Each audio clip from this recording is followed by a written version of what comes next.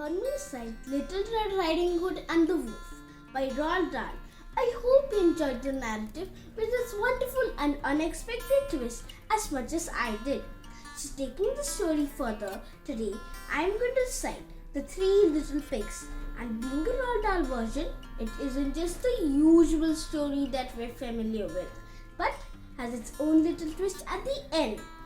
This version appeared in The Revolting Rhymes in 1982, which featured 6 poems, each a parody of a fairy tale. My favorite part of the story is when Little Red Riding Hood makes her appearance and takes it to its gory conclusion. So here goes. The Three Little Pigs by Roald Dahl. The animal I really dig above all others is the pig. Pigs are noble, pigs are clever, pigs are courteous. However, now and then to break this rule, one meets a pig who is a fool. What, for example, would you say if strolling through the woods one day, right there in front of you saw a pig who built his house of straw? The wolf who saw it licked his lips and said, "That pig has had his tips. Little pig, let me come in. No, by the hairs on my chin. Then I'll huff and I'll puff and I'll blow your house in." The little pig began to pray, but Wolfie blew his house away. He shouted, "Bacon, pork and ham. Oh, what a lucky wolf I am." And though he ate the pig quite fast, he carefully kept the tail till last. Wolf wandered on, a trifle bloated. Surprise, for soon he noted another little house for pigs, and this one had been built of twigs. Little pig, let me come in. No, by the hairs on my chin. Then I'll huff and I'll puff and I'll blow your house in. Wolf said, "Okay, here we go." He then began to blow and blow. The little pig began to squeal. He cried, "Oh, once you have had one meal, why can't we talk and make a deal?" Wolf replied, "Not on your Nelly." And soon the pig was in his belly.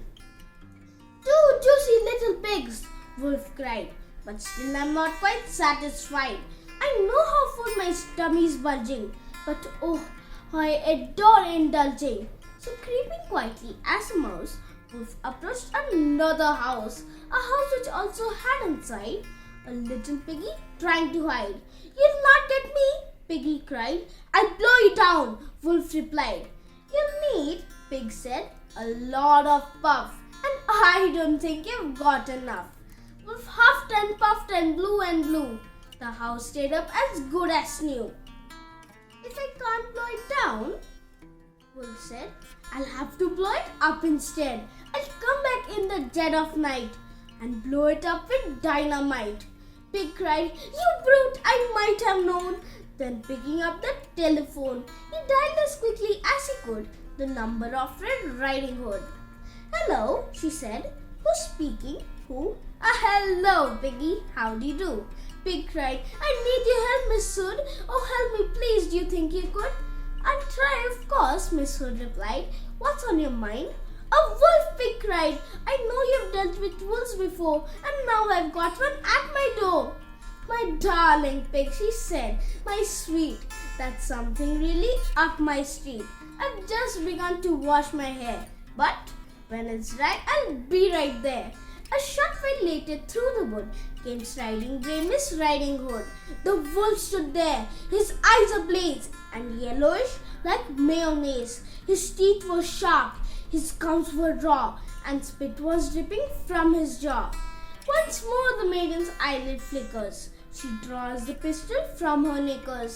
Once more she hits the vital spot and kills him with a single shot. Pig, peeping through the window, stood and yelled, "Well done, Miss Riding Hood!" "Ah, Piglet, you must never trust young ladies from the upper crust. For now, Miss Riding Hood, one notes, not only has 2 wolfskin coats, but when she goes from place to place, she has a pigskin traveling case." Thank you.